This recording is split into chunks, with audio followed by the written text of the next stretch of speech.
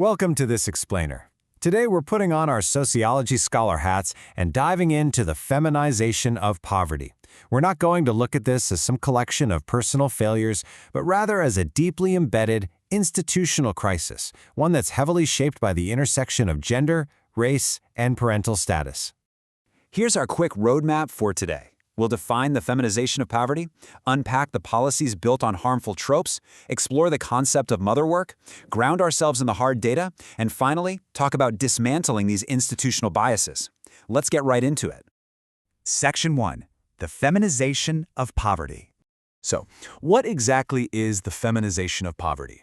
Basically, it's a historical and systemic trend where women, and particularly women of color, are structurally pushed into poverty at much higher rates than men. They frequently end up as the sole heads of impoverished, single-salary households. It's a massive trend that's really skyrocketed over the last few decades. Now, you might be looking at the demographic shifts and wondering, why did single-headed households suddenly spike after the 1970s? What changed in the fabric of American society? Well, the answer really lies in some massive legal shifts that granted women newfound rights. We're talking about the introduction of no-fault divorce laws starting in 1969, the Roe v. Wade decision in '73, Title IX protections, and women finally gaining basic financial independence, like just being allowed to have their own separate bank accounts. But here's the catch. While women gained all this legal independence, our economic safety net absolutely failed to catch up to this new reality of the single-salary family structure. Which brings us to Section 2. Policies built on tropes. If we look at the historical timeline of welfare in America, the trajectory is pretty clear. We go from the establishment of AFDC programs in 1935 to the highly controversial Moynihan Report in 1965, the overturning of man-in-the-house rules in '68, all the way to the incredibly punitive Work First, TANF, or Temporary Assistance for Needy Families programs introduced in 1996. Let's actually hit pause on 1965 for a second. In his report, Daniel Patrick Moynihan made this explosive claim. At the heart of the deterioration of the fabric of Negro society is the deterioration of the Negro family. Now, critics rightly pointed out that this completely missed the mark. It essentially blames single parents, instead of looking at, 150 years of government inaction, Jim Crow segregation, and rampant job discrimination.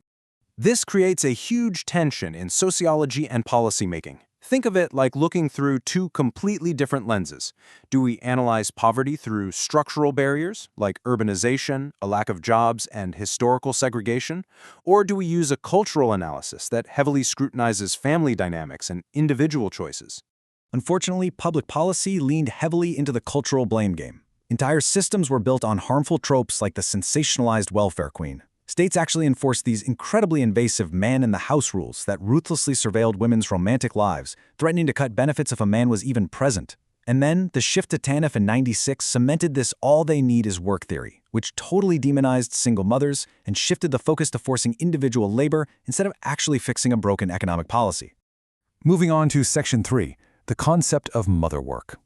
To really elevate and reframe this narrative, we have to look at the work of sociologist Patricia Hill Collins. She introduced this brilliant concept called motherwork.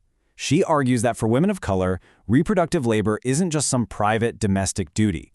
It's actually an essential community-wide defense, a collective struggle for survival against racial and economic exploitation. In her text, Shifting the Center, Collins basically asks us to totally change our perspective. We have to stop viewing the family as a strictly private sphere. For marginalized groups, the family is an active, ongoing site of political and economic struggle. Collins breaks motherwork down into three crucial steps. First, physical survival, literally fighting to keep kids alive in harsh, impoverished environments. Second, power, battling to retain control over their own motherhood against constant institutional interference. And third, identity, fiercely fostering self-definition and protecting their children's cultural identity in a society that frequently tries to denigrate it. Just listen to this quote from Jessie de la Cruz, a Mexican-American migrant farm worker. She said, "I try to think about how I felt when I was a little child, because my brother was going barefooted and he was crying because he didn't have shoes." That right there captures the intense humanity of motherwork. We're not just talking about abstract policy statistics here. We're talking about real women fighting desperately for their family's basic physical survival. Section 4. Grounding in the data. Let's move from sociological theory to empirical reality and look at some hard statistics from the Center for American Progress. In 2018, the federal poverty line for a family of 4 was set at $25,465. I really want you to let that shockingly low number sink in.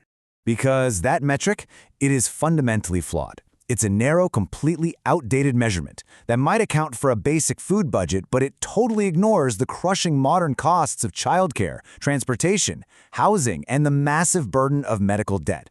And then there's the gender wage gap. For every dollar a white, non-Hispanic man makes, white women earn 82 cents, black women earn 62 cents, and Latinas earn just 54 cents. When the math looks like that, the structural deficit literally guarantees the feminization of poverty. To make matters worse, we have intense occupational segregation. Crucial motherwork industries are systematically undervalued. Look at 2018. The median weekly wage for maids and housekeepers was just $457. That literally sat below the weekly poverty threshold of $490 for a family of 4. We are paying the very people who care for our communities wages that guarantee they remain trapped in poverty. Which leads us to our final section, dismantling institutional biases. So how do we fix a social fabric that's been purposely unraveled by biased policies? We need aggressive structural reform. We absolutely have to close the gender wage gap through legislation like the Paycheck Fairness Act. We need to reform TANF by ripping up those punitive work requirements. We have to modernize unemployment insurance, and crucially, we must reform Social Security to finally credit the unpaid caregiving labor that women perform over their lifetimes. I'm going to leave you with this provocative thought to chew on. How can we ever achieve true economic security if our institutions continually devalue the essential labor of marginalized women? Until we recognize and truly value the mother work performed by women of color, our safety nets will remain fundamentally broken. Thanks so much for tuning into this explainer. Keep questioning the systems around you, and I'll catch you next time.